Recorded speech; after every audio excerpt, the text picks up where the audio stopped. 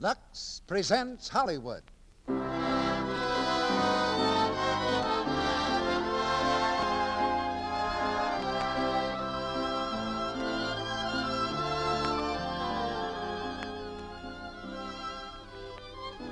The Lux Radio Theater brings you Dick Powell and Joan Blondell in Model Wife. Ladies and gentlemen, your producer, Mr. Cecil B. DeMille.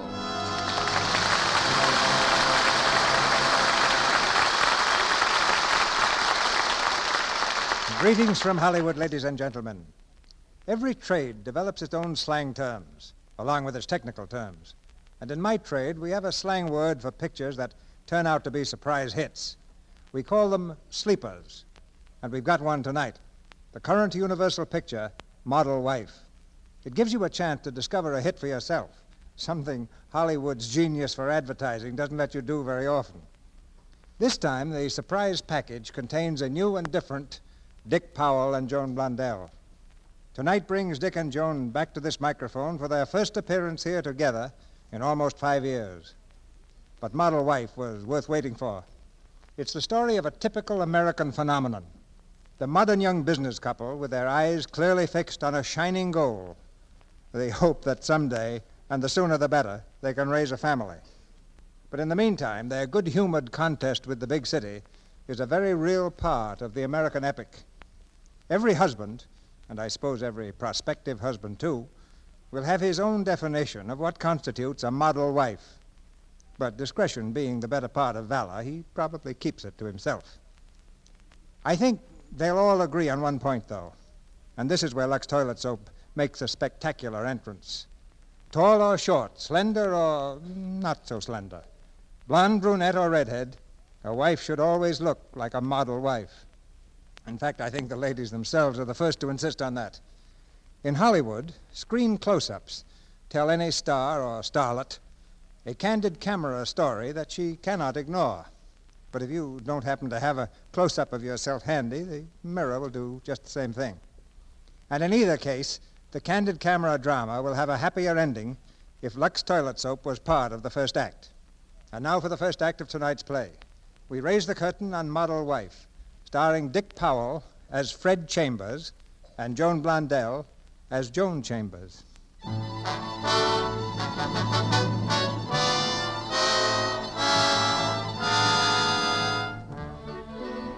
On New York's Fifth Avenue, an imposing storefront bears the imposing name J.J. Benson, Couturier. In simple English, that means Mrs. Benson sells dresses, but this is Fifth Avenue. On a normal day, J.J. Benson closes its chromium doors at 5:30 sharp, but this is Christmas Eve, and the employees, in the full flush of Yuletide spirit, have agreed to work until 10 p.m., or be fired. There goes the closing bell. Like a team of tired horses, the salesgirls drop in their traces and stretch their aching limbs. Boy, what a relief. Another hour and the homicide squad would be after my feet for killing me. Mine murdered me 2 hours ago. I'm dead. J.J. Benson doesn't know it, but she's going to make her annual Christmas speech to a zombie. Good night, girls. Good night. And a Merry Christmas to you, one and all. Say, where do you think you're going? I'm preparing to saunter through the doors and join the merry throng. In brief, I am going home. Good night, ladies. Well, what makes you a privileged character, Mr. Chambers? Why don't you have to wait for J.J.'s Christmas speech? I celebrated my Christmas last week. Had Roosevelt move it up for me. Farewell, slaves. Just a moment, Mr. Chambers. Oh, yes, Miss Keating. Mr. Chambers, no one is to leave the store until Madam Benson has addressed the personnel. Now, Miss Keating... No one is excepted from the rule. You're aware of that, Mr. Chambers? Yes, Miss Keating. And I'm also aware that it's Christmas Eve. The snow is on the ground, and I can hear the jingle bells and the one-horse sleigh. In the age of automobiles, come, Mr. Chambers. Now, listen here, Miss Keating. You've been J.J.'s secretary for 2 weeks, and you're getting to talk like her. You can tell her for me to make a recording of that speech, and I'll have it sealed in the cornerstone of Kaminsky's Fish Market. Ladies and gentlemen, everybody at attention, please. Madam Benson is coming. On your feet, please. Oh, come, everybody. My dear fellow workers, I shall not bore you. Mr. Everett, that happens to be my speech. Oh, I'm sorry, Madam Benson. A slip of the tongue. May I introduce your beloved employer? Hold your heads, kids. Here we go. My dear fellow workers, ladies and gentlemen, I shall not bore you with a My lengthy dear oration. fellow workers, ladies and gentlemen, I shall not bore you with a lengthy oration. My remarks, as on previous years, will be short and to the point. First, last, and always, I believe in hard First, last, and always, I believe in hard work. work. Morning and night, asleep and awake, we must perform our duties like good Morning soldiers. and night, asleep and awake, we must perform our duties like good soldiers. Let us be inspired by... Miss Manahan. Yes, ma'am? Miss Manahan, you were discharged this morning. What are you doing here? I was just wishing everybody a Merry Christmas. I've worked with these girls 5 years. 3 years as a married woman, distinctly against my rules. I can't afford to employ persons doing 2 jobs, mine and her husband's. You're no longer an employee. I'm sorry. Ladies and gentlemen, let us be inspired now by the pride of knowing that our creations are worn by America's best-dressed women. May we all continue to work in harmony, and my sincere wishes for a Merry Christmas. And an industrious New Year.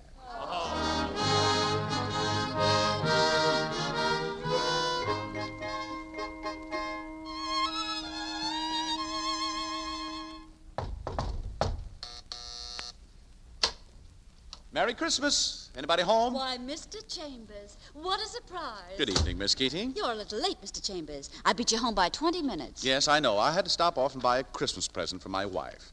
Here you are. Merry Christmas. Oh, Fred, didn't we promise not to buy each other presents this year? That's not fair. Now, come on, open it up. A man can buy a present for his own wife, can't he? What is it? Oh, Fred, a bank. A stork bank. Oh, a stork. He's beautiful. Sure. He sings, too. All you do is put a coin in his mouth. Watch. All that noise for a penny? Oh, yeah, that reminds me. I won 30 cents today in a crap game. Maybe our luck's changing. I had my own dice. Shame on you. But the stork won't object. Hand it over. Well, will you get a load of that voice? I asked him to give me a soprano. He's got a voice like a train announcer. The neighbors will know how we stand to a dime. Well, is it any disgrace to save for a baby? Why, darling, at this rate, it'll be no time before we can afford to have little Josephine. Joseph. Please, darling, if you have any influence at all, Joseph. Josephine? Joseph! Josephine. You wouldn't settle for twins, would you? Not at the present prices. Oh, I'm tired. Oh, Fred, the mailman. Uh-oh. I have a feeling it's from your Uncle George. Why, Uncle George? Because the feeling I have is a sinking one. Well, anyway, it can't be for much money this time. Otherwise, he would have sent a telegram. Yeah, collect. Yes? Special delivery, Mr. Chambers. 7 cents postage due. It's Uncle George, all right. Let me have it, Fred. All right. Sorry to have to give you all this in pennies. I got paid today. Thank you. All right, let's have the bad news, darling. Well, we're pretty lucky. He only wants $35. What for? He says we wouldn't be interested. Well, if he wants 35, he'll take 15. We'll give him 10. Can we afford even that? Get the account book, Fred. Let's see how we stand. I'm getting it now. Fred, was that you? Was that me what? Knocking on the wall. No, must be the average. Knock back. Mrs. Chambers. Yes, Mrs. Everett? Mrs. Chambers, Marlowe and I are expecting you tonight. We want you to come in and see our Christmas tree, Mrs. Chambers. All right. Thank you. We'll be there. What do they want? They want us to come in and see their tree. Oh, sometimes I wish these walls weren't so thin. I hear Milo every day at the store. I ought to get a rest at night. Why, Fred, you like Milo. Sure, but I also like thick walls. Let me see the account. Here. Baby Fund Budget Book. We'll be lucky if we save enough to buy a cat. Now, let's see. Doctor, $150. Hospital, $100. Layette, diapers, and miscellaneous, $75. Cigars to pass out, $1. Oh, never mind all that. Where do we stand? Well, we've deposited $235 less $37. What's the 37 for? That's the unpaid balance on your appendix. Oh. And, now let's see. $10 to Uncle George. That leaves us $188. Oh, we're still awful short, Fred. How about starting the new year right and asking La Benson for a raise? We'd better leave well enough alone. Just let us suspect we're married, and we'll both be out of jobs. At this rate, it'll be 10 years before we can have a baby. Someday I'll say to him, son, you could have been 10 years old today instead of 3 if it hadn't been for your Uncle George. According to the home economics page, you can buy a baby very nicely for $500. $400. $500, $400. What kind of law says we got to have that money? Babies are born every day without it, and they manage to grow into good men and women. Look at me. I thought you said you were tired. Oh, yeah. I want a baby 'cause they smell so nice. She'll be so soft and gentle and beautiful that people will look at her and say her parents must love each other very much. Yeah, smart people.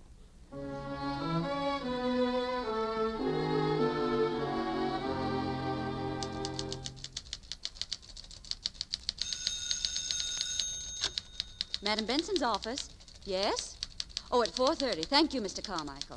Good morning. Good morning. I'd like to see Mrs. Benson. Do you have an appointment? No, I don't. You see, I'm sorry. Madam Benson never sees anyone without an appointment. Oh, you're new, aren't you? Uh-huh. Uh-huh. Pretty, too.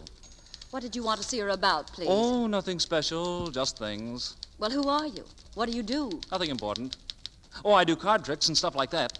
Here, look. You see this hot dollar? Mm-hmm. Presto. Where did it go? Now, don't tell me it's behind my ear. That's right, see? Elementary, my dear Watson. You do this sort of thing professionally? Sunday school treats and Boy Scout picnics? Oh, no. I learned it in the jungle. It makes friends with the natives. Yes, Madam Benson? Miss Keating, if my son comes, send him right in. Oh. What do you mean, oh? Send him in. Are you Mr. Benson? Mr. Ralph Vivian Benson? The Vivian was for a very rich aunt. Oh, you had an appointment with your mother, Mr. Benson. She wants to see you right away. Well, here I go. Well, Ralph. Hello, darling. Don't you darling me, you young wastrel, you... Thankless whelp, shameless squanderer, irresponsible young fool. Give us a kiss, Ma. Get away. You smell like a 10th Avenue barroom. Park Avenue, darling. I'm still a Benson. A Benson should know the meaning of industry and dignity. Now, what about these checks? 3 checks overdrawn in the last 4 days. You're slipping, Ma. 4 in 3 days. Ralph Vivian Benson, there's only one thing left to do with you. You're going to work. Oh, not that. Right here in this office where I can keep an eye on you. But... Not a word out of you. Miss Keating, come in here. But, do you think it's quite decent? Decent? My going to work? Making money? You won't be making much money, my boy. I'm going to pay you what you're worth. But, Mother, Yes, listen. Madam Benson. Miss Keating, this is my son, Ralph Vivian Benson. How do you do, Mr. Benson? Let's keep Aunt Vivian out of this, huh? Miss Keating, my son is joining our staff.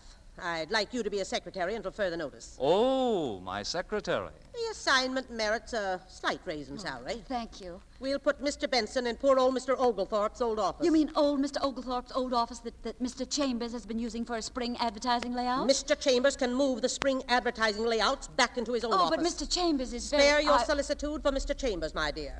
I doubt greatly that Ralph will offer him serious competition. In fact, if Ralph acts as a sort of catalytic agent to Mr. Chambers' efficiency, I shall be more than gratified. Get out, please. Yes, Madam Benson. This way, Mr. Benson. So long, Ma. See you payday. Isn't Mother a dinger? A catalytic agent. Now, what do you suppose that is? It's a thing that makes something else work without working itself. Oh, it is? Well, under those conditions, I accept the job.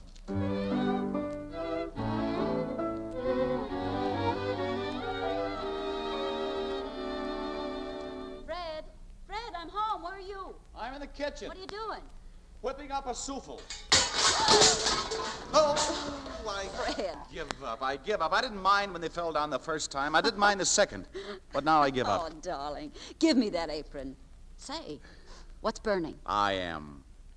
Just once these last few weeks, you might get home on time. Oh, please, darling, don't scold. Just before Mr. Benson left, he asked me to call his tailor about a ski suit. The line was busy for an hour. I almost went mad. Of course, Mr. Benson's rompers are more important than my dinner. Oh, Fred, please. What went wrong today? Come on now. You can't fool Ma. What happened? If your husband were half a man, he'd quit his job. J.J.? Yeah. I walked in this afternoon, gave the old shrew an idea worth at least $100,000 a year. What was it? Well, I wanted her to sell perfume with her clothes. I had a whole campaign mapped out. Wear perfume to match your dress or gown. Idly, she asked me if I thought her customers smell badly. Don't tell me you said they smelled to high heaven or something and got yourself fired. I couldn't even get past the first sentence. She mumbled something about my having too many ideas and not enough good ones and walked out. Oh, the pompous old bustle. Darling, it's a wonderful idea, and I'm proud of you, and someday she'll Yep, see. someday, sure. Fred, what's this on the table? Oh, it's a letter. Letter from me, why don't you tell me? Oh, it's from Uncle George. But be strong, tear it up. If you never know what's in it, we save at least $10 and your conscience won't hurt you. Ah, you're probably right. But do you realize what you're asking of a woman? All right, but you'll regret it. Hey, what's that? Look, you homespun philosopher. It's a check for $25. Uncle George is starting to pay off. Holy flying fishes! The dead shall walk again. $25 for the baby fund that would have been gone if I'd listened to you. There's the door. Well, I'll get it. $25 for Joseph. Wow. Yes? Telegram from Mrs. Chambers. Fred, it's a telegram. Shall I tear it up? Not until you pray for it, lady. It's collect. What? Hey, let me see that. Collect. What is it, Fred? What does it say? Please destroy check. No funds in bank. Letter follows. Uncle George.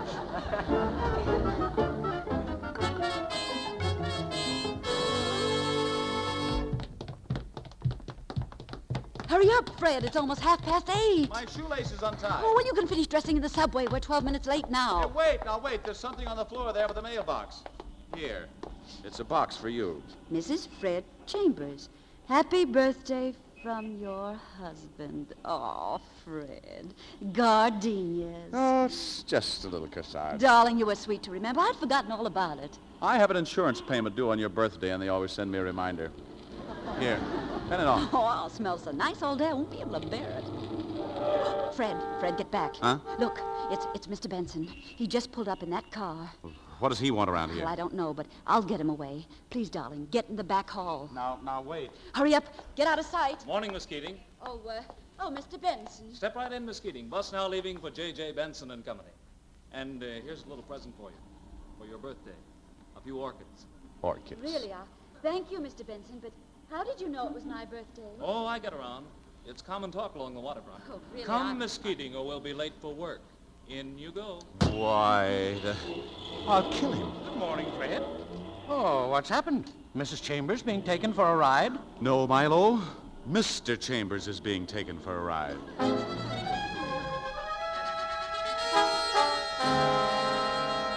Well, it's about time you got in, Ralph. Morning, Mother. You look beautiful. Never mind that. Listen to this wire.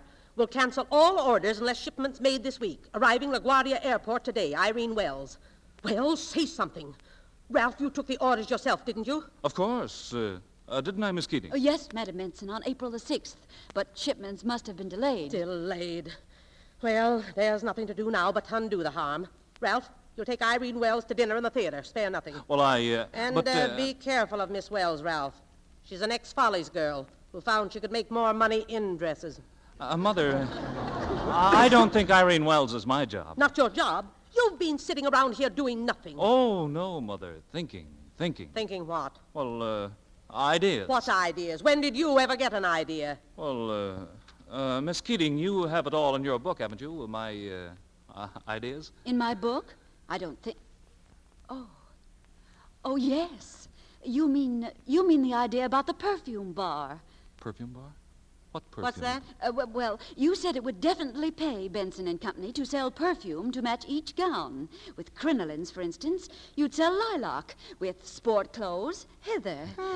You also suggested special perfumes for special creations. For instance, with our gown Moonlight, jasmine. With our yachting costume, a triple extract of water lilies. Sure, that's right. And with the nightgown, new mown hay. You got it, Mother? Well, that's very interesting. Very.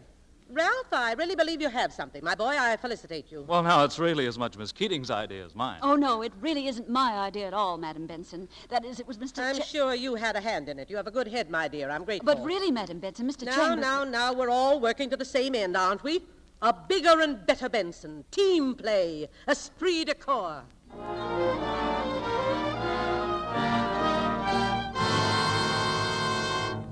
It's getting awfully late. Do you mind if I leave now? In a moment. Now, let's see. Where was I? You were dictating, and shall be here to... Oh, yes, and shall be here to serve you. Mr. Benson's office. Miss Keating speaking. Listen, what's going on in there? It's almost 6:30.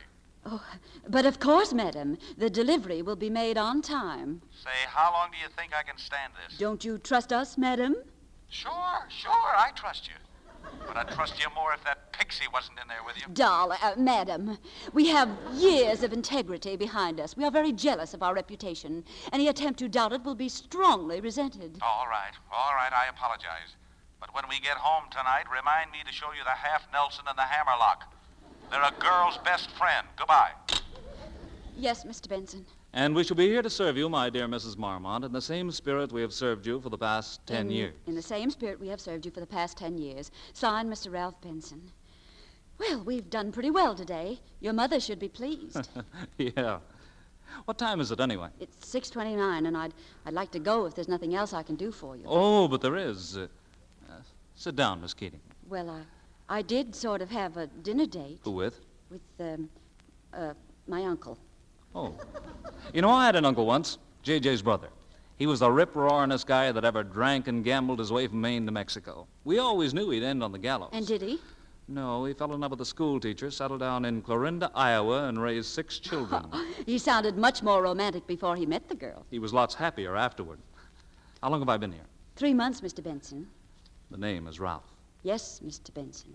You don't believe a man can change in 3 months, do you, Joan? Careful, Mr. Benson, or you'll end in Clarinda, Iowa. Joan, if I were to tell you... That's my mother. Don't answer it. Mr. Benson, if you don't mind, I'll go now. And won't you forget your wicked old uncle and have dinner with me? You're forgetting you have a dinner date with Irene Wells. Oh, there. I'm sorry, Mr. Benson. Who's that out there? Is that you, Chambers? Yes, it's me. Well, come in here a minute, will you? Well, Chambers, you're working late, aren't you? What are you doing that's so important? Writing myself threatening letters. You left your burglar alarm going. That's just Mother. Well, Chambers, if you can't find anything more interesting to do, I have a little chore for you. Irene Wells is in from the coast, and naturally she has to be entertained. How would you like to be the entertainer? Now, that's mighty white of you, Benson, old boy, but I couldn't bear to deprive you of the pleasure. Now, look, old man, I'd be glad to do it myself, but confidentially, I'm after bigger game tonight. Lovely girl. My secretary. Oh. Everything's working out all right, I hope? She's a little stubborn, but I think she'll break down. That's great. Good luck. Good night, Mr. Benson. Oh, now, wait. You're not leaving yet, Miss Keating. Why, Mr. Benson, did you say Irene Wells? Really, old man, there's no one in the world I'd rather take out tonight. Charming woman. I'll sell her the store. Oh, will you? I sure will. There, Miss Keating. That's the spirit of cooperation I like to see. Now, you and I can have dinner tonight. You're right, Mr. Benson, and I accept. But I warn you, I'm ravenously hungry. You shall have the works, Miss Keating. 2 kinds of ice cream. Oh, Chambers, get Miss Wells a nice dinner tonight. And after the theater, your time is your own. Miss Keating will attend to the details. Tickets and all that. But not the part where my time's my own. Oh, Mr. Benson. Isn't your buzzer ringing? Good evening, Mr. Everett. No, it couldn't possibly be mine. I left a full half hour ago. Oh, but I just... everybody. I've been buzzing and buzzing and buzzing. Curious. I didn't hear it, Mother. Come in, Mr. Howard. Mr. Howard, this is my son, Ralph. How do you do? He's in the firm now.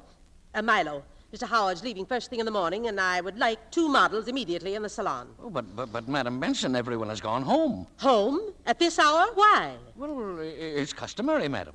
Now, if I can do anything, I will... You're not going to model lingerie in my establishment. Miss Keating, have you ever done any modeling? Why, no. Well, it isn't too difficult. Rather simple, in fact. I'm sure Miss Keating will show your new numbers most effectively. I don't think she will. What's that, Mr. Chambers? Girls never modeled before. There's an art. You just can't acquire it in 10 minutes. Art isn't necessarily acquired, old man. Miss Keating has certain natural advantages that some professional models don't possess. Really?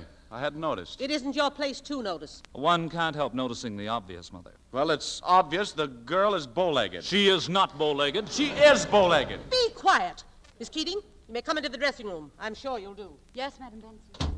And now, Mr. Chambers, whatever gave you the idea Miss Keating has bow legs? Whatever gave you the idea she hasn't?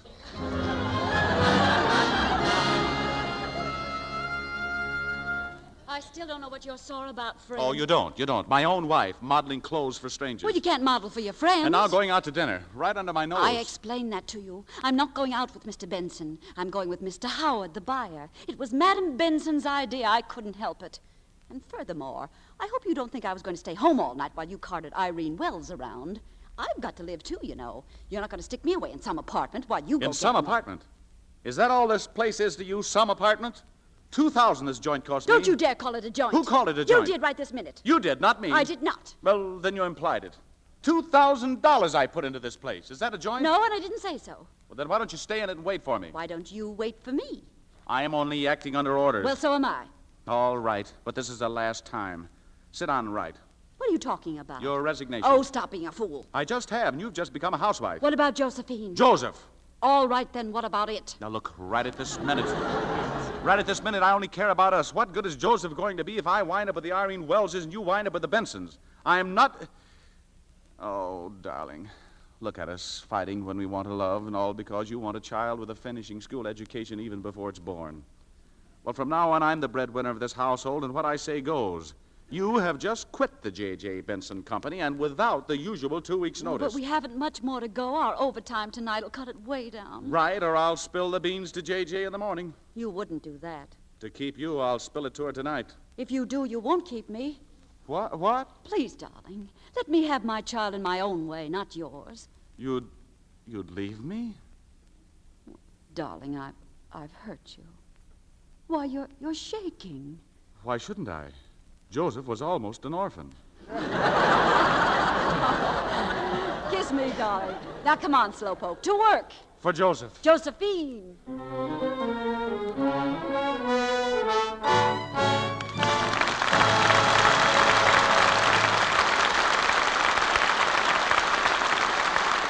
In just a moment, Mr. DeMille and our stars Dick Powell and Joan Blondell will bring us Act Two of Model Wife. Tonight, we've asked Libby Collins, our Hollywood reporter, to give you a few flashes from the Hollywood fashion front. Say, Libby, you're looking pretty stylish yourself tonight. But I've never thought that yellow and red would... That's something I wanted to talk about tonight, Mr. Ruick. Red for trimmings and accessories is just about the smartest color this spring. But does it go with everything, Libby? Red goes with just about every color there is, Mr. Ruick. In other words, red is right. Well, come to think of it, I saw Dorothy Lamour the other day wearing a sort of yellow suit and carrying a great big red handbag. Shh. That's where I got the idea for this outfit I'm wearing. Oh, well, that's nothing, Libby. Lots of women admire the clothes the screen stars wear. And they take Hollywood's tip about even more important matters, too. Complexion care, for example. Women everywhere have taken the screen star's beauty tip about using Lux toilet soap every single day. Well, that's only natural, Mr. Ruick, because women realize that Hollywood screen stars just have to have nice skin. And they know that if Lux toilet soap works for the stars, it'll work for them. It's mild and it's pure. And Lux toilet soap has rich, active lather, too. Active lather that removes stale cosmetics, every trace of dust and dirt thoroughly. Gives skin protection it needs. Thank you, Libby. You know, once a woman starts using Lux toilet soap, she understands why famous screen stars like Dorothy Lamour say, Lux soap's a wonderful beauty aid. It helps keep skin lovely. Try the complexion soap that 9 out of 10 screen stars use. Let Lux toilet soap help you keep your skin appealingly soft and smooth, the way you like it to be. We pause now for station identification. This is the Columbia Broadcasting System.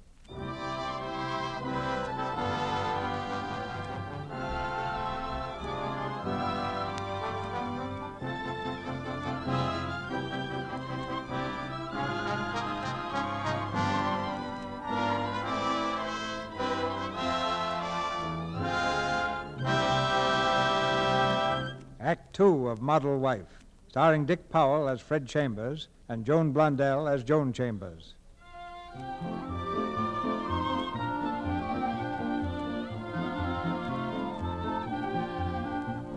Joan went out for the evening with Mr. Howard, the buyer. But strange to relate, she's returning home with Mr. Benson, the boss. Mr. Benson is very gay. As a matter of fact, he's so gay that Joan has to support him by the arm.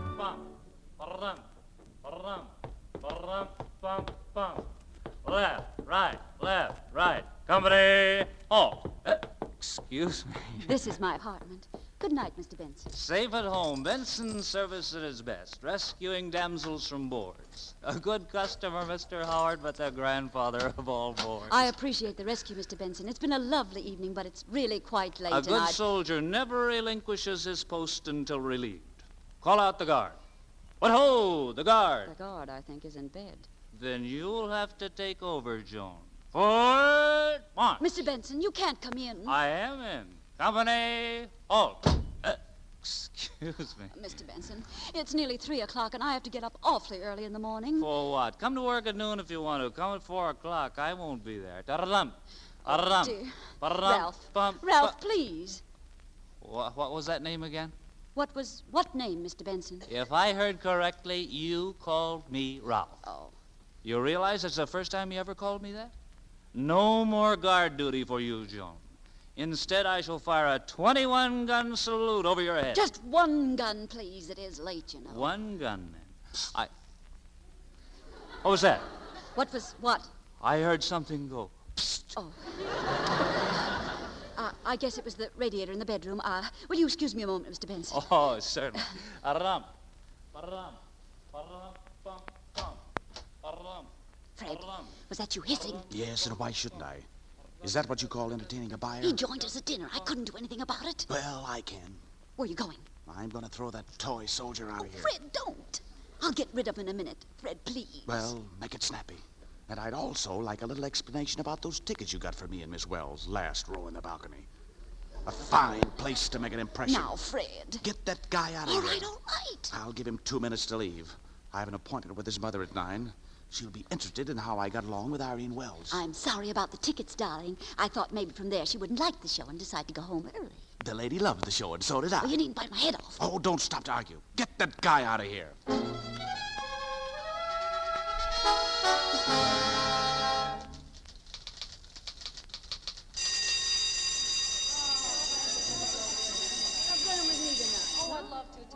Come on, Joe, it's quitting time. Let's beat it. No, I can't do it, Fred. I'm working late tonight. No, don't be a slave, my friend. I gotta. Anyway, I get overtime, and that's something. Joe, a man like you in the payroll department should be above money troubles. Simply give yourself a raise. Yeah, it's easy. Like flying to the moon. All you gotta do to get a raise is to be in with Ralphie boy, like that Keating dame. What about that Keating dame? No, nothing. I just gave her a $10 raise, that's all. JJ's orders on account of Keating gave Ralphie boy some new idea about perfume. New idea about perfume? Yeah. You give Ralphie boy an idea he likes, and you'll get a raise, too. Yeah. Yeah, I bet I would. Fred.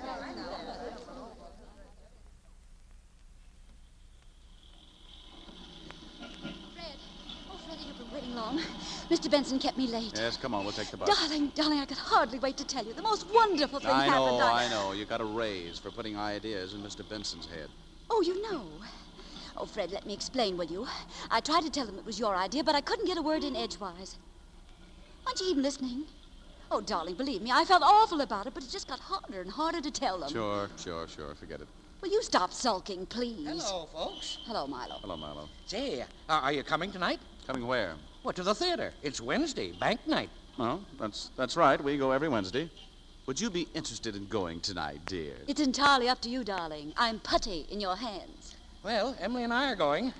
You never can tell when you might win, you know. We never win anything. I think we'll skip it tonight, Milo. Thanks just the same. Fred, are you listening to me? I said I know it was your idea. Yeah. Did you set the alarm? Oh, Fred, please don't go to sleep. I want to explain this thing. In the first place, I said I tried to tell Ralph it was your idea, but you see... What's that? What's what? You tried to tell what? I said I tried to tell him it was your idea. Tell who? Ralph Benson. You said Ralph. Well, what if I did? Don't you call Madam Benson J.J.? Now, that's different. Look, Joan, don't let's start this again. Who started it? I merely said that... Oh, all right. I confess all. I'm passionately in love with Ralph Benson. I lead a double life. Every night when you're asleep, I steal to his side. Satisfied? Perfectly. Then put out the light, please. I'd like to sleep. The phone's ringing. I hear it. Answer it. I will not. Hello. Hello, Fred. This is Milo. Hello, Fred, Milo. I'm at the theater. They're calling your name. You just won $200. I won what? $200. 200? Yes, but you got to get over here right away.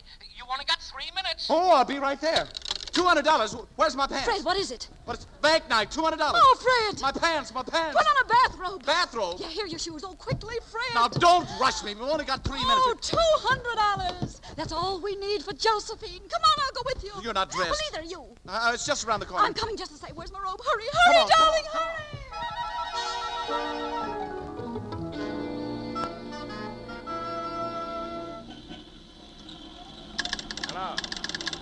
Hello, Sarge.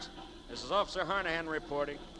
Nothing to report, Sarge. Everything's nice and quiet. Come on, Joan, come on! Well, for the love... Go ahead! Go ahead! I'll call you back, Sarge. 2 screwballs just ran past in bathrobes. Stop! Stop, in the name of the law. Stop! Stop! Mr. Chambers?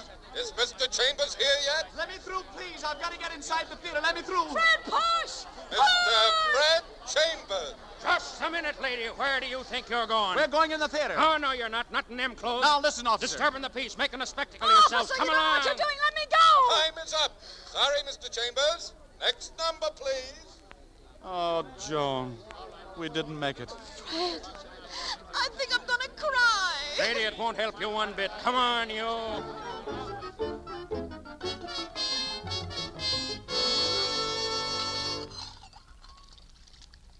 I don't know why, but my side of the dish seems to get dry quicker than yours. It's no job for a man, anyway. When we're rich, we'll get one of those electric dish dryers. Not if we keep on paying $10 fines for disturbing the peace.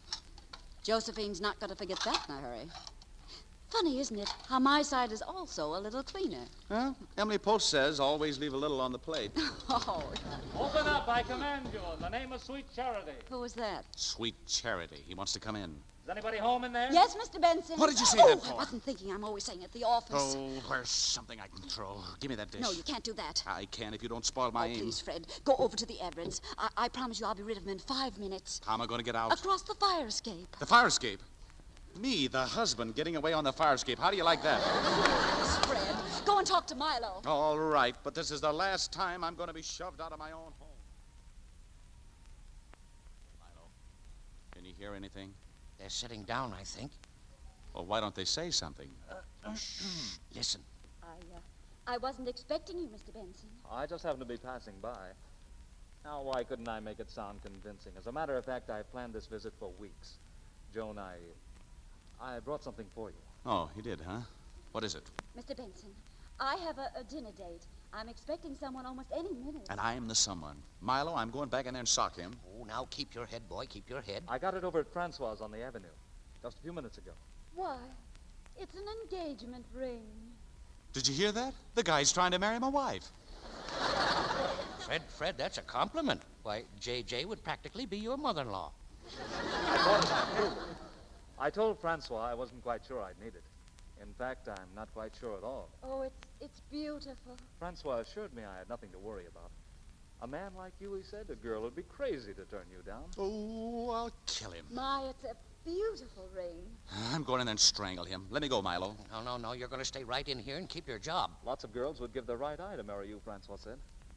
What do you think? Does Francois know what he's talking about? It's beautiful. And after you leave, I'll cry, but it's impossible. I'm in love. Desperately in love, Mr. Benson. Oh.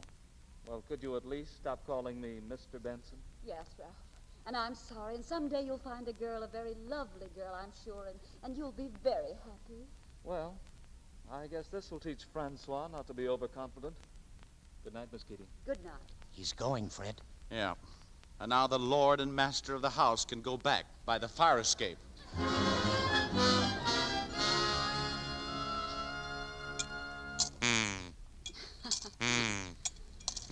Listen to him, Fred. His tummy's so full he's purring. Yeah, it won't be long now. If you haven't been putting slugs in here again. Now, who do you suppose that is? Well, no matter who it is, I'm not getting out tonight. I've been on that fire escape so much lately, the pigeons are building nests on me. Look out. I'll open the peephole. Oh. Who is it? It's Madam Benson. Madam Benson.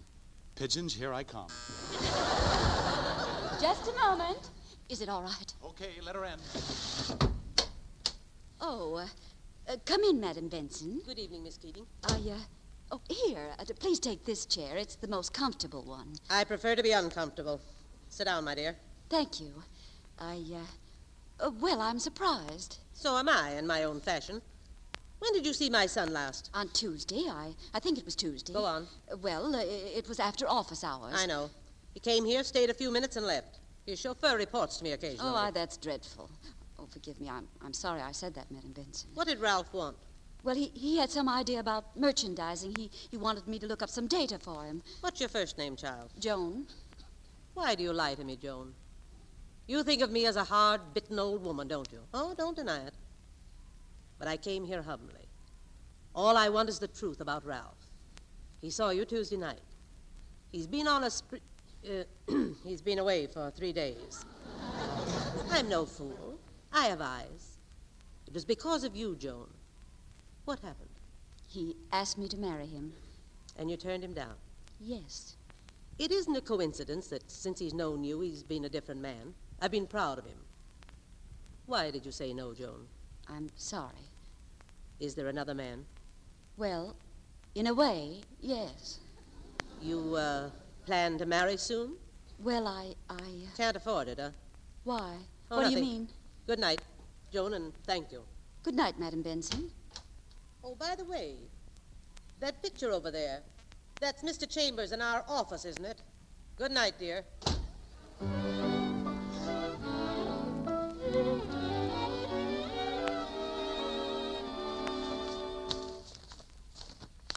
Fred, I'm going home at 5 today, and Fred. Well, do step into my office, dear, and do pardon the mess. You know how it is on moving day. Fred, what on earth are you doing? Well, but you look at this picture. J.J. Benson Employees Annual Excursion to Bear Mountain.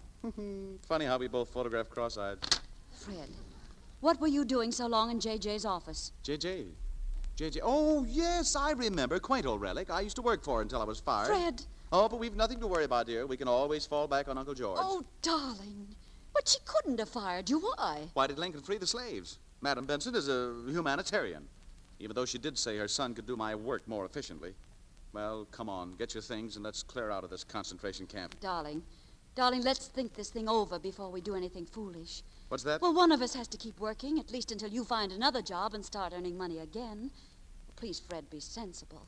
You mean you intend staying on here with young Prince Charming while I stand on the sidelines and cheer? You talk like you don't trust me. It's that weak-kneed werewolf I don't trust. And furthermore, if you don't quit now, I'm going to bust this thing wide open.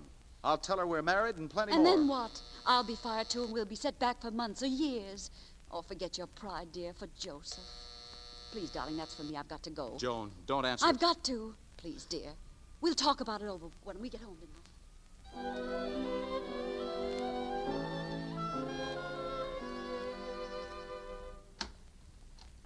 Well, good morning. Morning. You might have telephoned you'd be out all night. I waited up for you. Well, that's very considerate indeed. Where are you going all dressed up? I'm going to work. That's right, work. I remember now. Make a note of that, Miss Keating. It reminds me to look for a job when I get up this afternoon. Well, that's one thing we're not going to worry about. We'll manage. We'll just explain gently to Josephine that she'll have to wait a bit. Josephine, where's the budget book? What about the budget book? Well, I've got to make an entry in it. Fred, that's not your money. Or mine either. We can't touch that. Well, suppose I told you it's already touched. Suppose I told you I gambled away every cent of it and more besides. Suppose I told you I'll be changing my address to the county jail unless I make good the checks I drew. What would you think of that? When did this take place? Last night. I see. Well, you won't have to change your address. If you'd quit yesterday when I asked you, this wouldn't have happened. Still harping on that, are you? You with your 10-cent pride trying to make a noise like a husband and then going out and acting like a spoiled brat. The big, strong protector of the home baking into his baby's bank. The breadwinner, the provider. Too proud for his wife to work, but not too proud to rob a baby bank. What's wrong with a guy trying to make enough money so he doesn't have to stand by watching the whole Benson family trying to marry his wife? If we could afford it, I'd have a nervous breakdown. I and the baby and our home can go as long as the Chambers flag keeps flying in the breeze. You'll forgive me if I've had enough. And if you don't forgive me, I've still had enough. Coffee's on the top shelf. There's no cream. I'm going to work. Give my love to the Bensons. Here's something you overlooked. Your friend, the stork.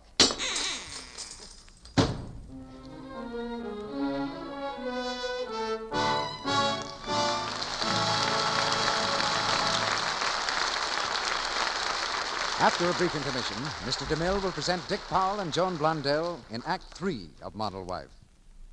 And now let's listen in for just a moment on the Johnson household. It's late, but Mrs. Johnson has no idea of going to sleep yet.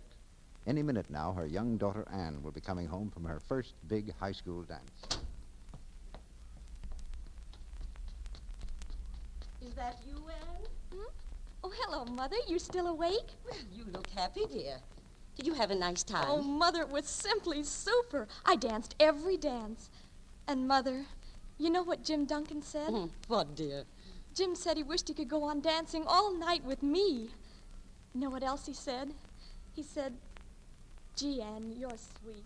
Of course Jim loves to dance with Anne. She's a typical American girl, charming and fresh and really sweet. And lots of that freshness and charm, of course, is due to Anne's wise upbringing. Her mother says, "From the time she was small, I've taught Anne that unless a girl is truly dainty always, no other charm counts. And it's so easy always to be sure. Anne wouldn't think of going out on a date without her Lux soap bath. She calls her daily Lux toilet soap bath her beauty bath. We're both keen about Lux soap's wonderful active lather. It leaves skin beautifully fresh and sweet. yes, fastidious women love the way a Lux soap beauty bath makes daintiness sure. You see, Lux soap has active lather that carries away perspiration, every trace of dust and dirt, leaves skin really sweet and fresh. And here's something else. You'll love the delicate perfume Lux toilet soap has, the light, clinging fragrance it leaves on your skin. Hollywood screen stars, you know, say their complexion soap makes a truly luxurious bath soap, too. And it's economical as well. Lux toilet soap is hard milled, so you can use it down to the last thin sliver. And this fragrant white soap costs so little. Why don't you begin to use Lux toilet soap for your daily beauty bath, too? Now, our producer, Mr. DeMille. The curtain rises on the third act of Model Wife.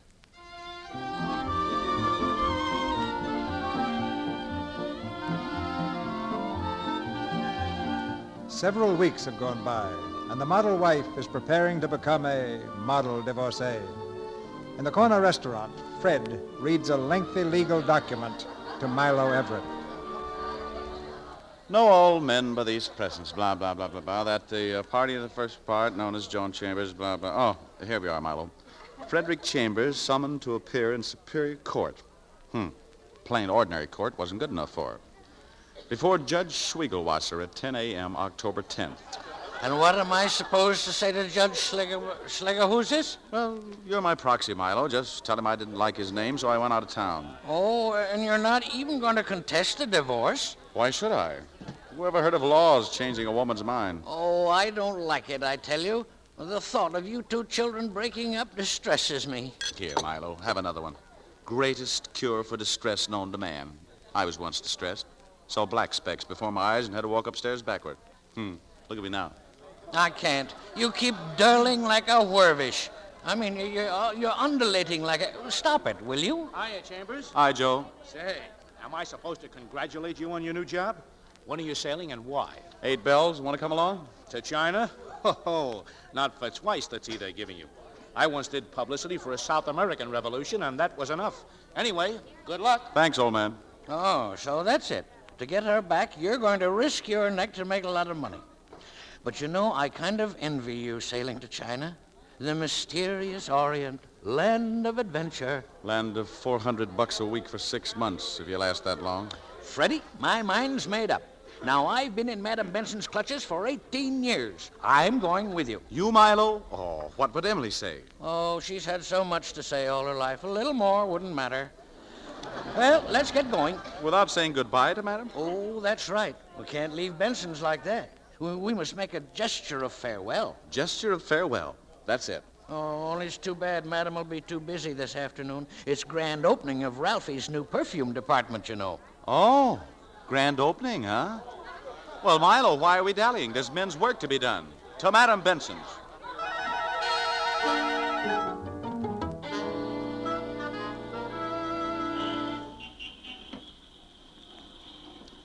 Here we are, Milo. J.J. Benson, couturier. Enter, my friend. Wait a minute. Will they let us in with that cat you bought? That's not a cat, my friend. That's a little skunk. Oh, well, that's all right then. Come on. Close your eyes, Miss Kendall. Imagine yourself clad in old lace, the fragrance of lavender floating through a moonlit garden. Just a minute. Something has come into the garden. Good afternoon, madam. Afternoon, Ralphie. Why, look. It's a... Oh, let me out of here. Well, what's wrong, madam? Can't a little fur coat take a walk if it wants to? Listen, you hoodlums, take that skunk out of here. Wait till J.J. catches you. Now, you better listen to your mama. The customer's always right, and we're customers. The biggest bottle of perfume, if you please. How much is this, my good man? $35. Oh, so sorry it slipped. Here's a nice one. Look, Chambers, if I wasn't a gentleman, So sorry it slipped. The little gentleman accepts your apology, Milo. Detectives, grab these men. No, you don't. Here, now, this is a free country. Here, let go. Free speech. Take them into Madam Benson's office. Let go. Let go. This is an outrage. I tell you, it's an outrage. Perhaps you're aware, Mr. Chambers, that I could have you placed in jail for a long time. Leaving a perfectly clear field for your son to marry my wife. Not bad, Madam Benson. Say that again. Why? Don't tell me the idea has never occurred to Madam. It hasn't. How long have you and Joan been married? We spent our honeymoon weekend 2 years ago working overtime on your fall inventory sale. When did you separate? About 12 hours after you fired me. Any more questions? No? Well, I'll ask you some. Madam Benson, has it ever occurred to you what a wicked old fluff you really are? Well, if it hasn't, you ought to stop sometime and find out what the people around here think of you. I don't mean the old fossils who buy your clothes. I mean the people who sew and design and sell them, the little people.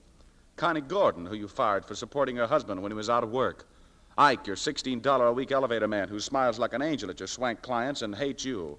Milo, who's had everything decent knocked out of him after 18 years under your thumb.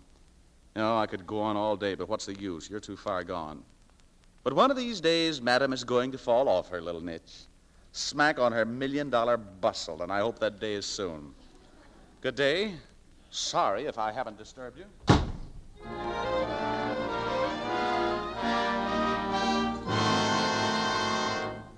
Miss Keating is staying for dinner, Henry. Let me know when my mother gets home. Very good, sir. Joan. Yes? Why didn't you tell me before about your being married? What difference would it make? In 6 months, I'll be divorced. Reno could untangle you in 6 weeks if you'd let me help you. I'm interested in what happens after that. After that, I'll be free as the wind and happy as a lark. Joan. Please, Ralph. You're very sweet, but don't say it tonight. I warn you, I'll say it twice as loud tomorrow night. Good evening. Oh, good evening, Madam Benson. What kept you so late, darling? Picking up broken bottles? Yes, and a few other surprises as well. Joan, your husband and I had a very interesting monologue this afternoon. He's a more positive character than I thought. I'm afraid I'm not much interested in his character, Mrs. Benson. I'm getting a divorce. Really? I'm quite relieved. In that case, his going away can't matter very much to you. Going away? Yes, to some outlandish place. Milo told me about it. China, I think. China? But why China? Heaven only knows. He's accepted some idiotic job that'll probably cost him his life, but pays him handsomely. Well, good riddance, I say. Come, let's go into dinner. Wait, Mrs. Benson. He couldn't do a thing like that. Look at me, child. It's bad enough for old fools like me to make mistakes. Young people mustn't. His boat sails in an hour. But he can't, he mustn't. Joan, do you love him? No, Then let him go. No. He's not going to kill himself over me. Come along, my dear. Ralph will drive you to your apartment. Ralph will not. What? You heard me, Ma. I refuse to be an accomplice in slitting my own throat. All right, then I'll drive her. Come on, child.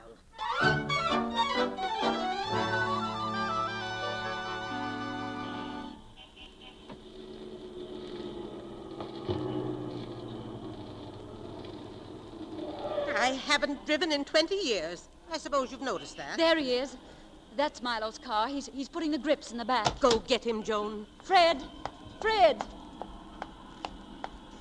Oh, hello. Fred, what are you doing? Why do you always have to make things so tough? Tell me the truth about this China business. Are you sure you'd recognize the truth if you heard it? I can tell you why you're going. You didn't know what it was all about when you took the job, and now you're ashamed to back out. And why is the ex-Mrs. Chambers-to-be so concerned about what I do? Believe me, my sweet, I don't give a hoot what you do. I only hate to see a man I once respected making a fool of himself because of some melodramatic whim. Don't be reactionary, Mrs. Chambers. Where would you be today if Columbus's ex-wife talked him out of traveling? What about your food over there?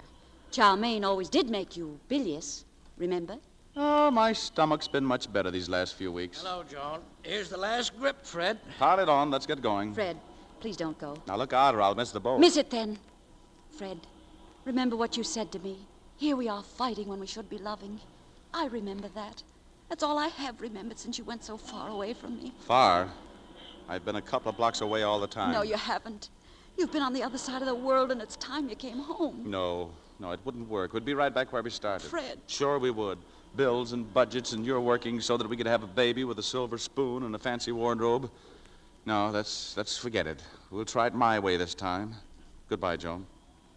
Goodbye. Don't forget the picture postcard. Hop in, Milo. Joan, is he going? Yes. Over my dead body he's going. Get in my car. Mrs. Benson. Get in quick. What are you going to do? He can't make that boat if his back wheels fold up, can he? What? Watch it, darling. I'll make a cripple out of that car in one fell swoop.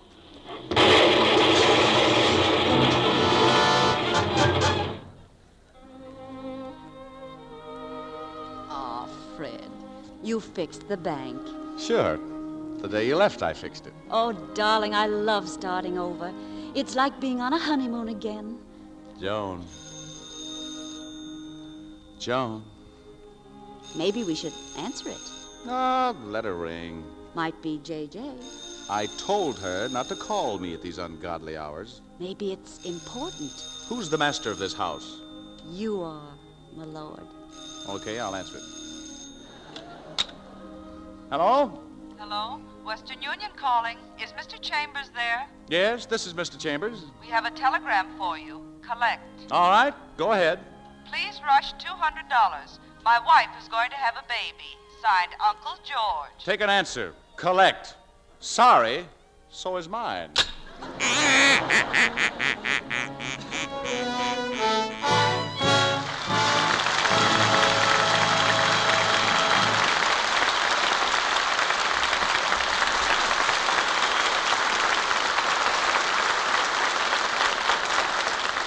As the curtain falls, here come Dick Powell and his model wife, Joan Blondell, back to our microphone.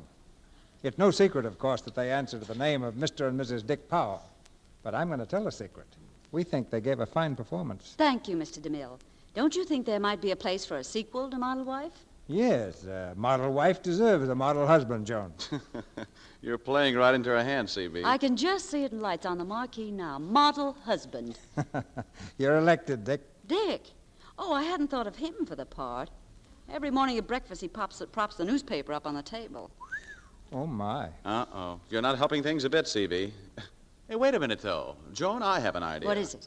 What about Mr. DeMille for that part? Say, that's not bad. How long have you been married, Mr. DeMille? 39 years. Ever forget an anniversary? Just once. I was under ether. You're hired. And while we're on the subject of good memory, I think this would be an excellent time to tell you something new I've discovered about Lux soap. It's just this. You don't realize how much you depend on it until you don't have any. I've used Lux soap for years in caring for my complexion, and a day or so ago when I discovered there wasn't any on hand, well, believe me, it didn't take me long to fix that. Naturally, Joan. It doesn't take anybody long to get Lux soap if it's missing. Well, C.B., before we go home, we'd all like to hear about next week's play. What is it? It's Virginia City, Dick. And that guarantees just about a thrill a minute. We'll have the same star who was in the Warner Brothers picture, Errol Flynn. And with him, we'll present Martha Scott. The play is a roaring drama of the days when gold was king of the West and Virginia City was the capital of adventure. There, a great battle of the war between the states was fought. A battle behind the scenes for control of the glittering yellow metal. But for one man and one girl, the prize was greater than gold, and the play Virginia City is their story. And you've got a swell cast, C.B. Joan and I'll be listening. Good night. Good night. Good night. You're a model couple.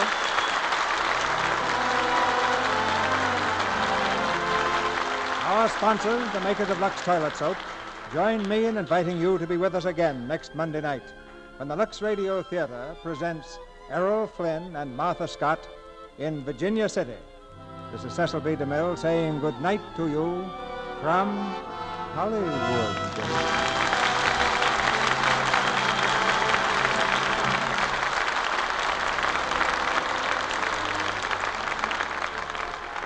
Included in tonight's play were Fred Mackay as Ralph, Verna Felton as Madam Benson, Chester Clute as Milo, and Edward Marr, Paula Francis, Julie Bannon, Stanley Farrar, Edwin Max, Lou Merrill, Gloria Blondell, and Adele Rowland.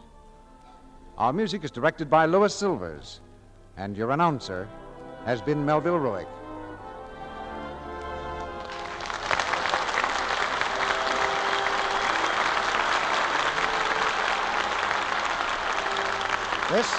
is the Columbia Broadcasting System.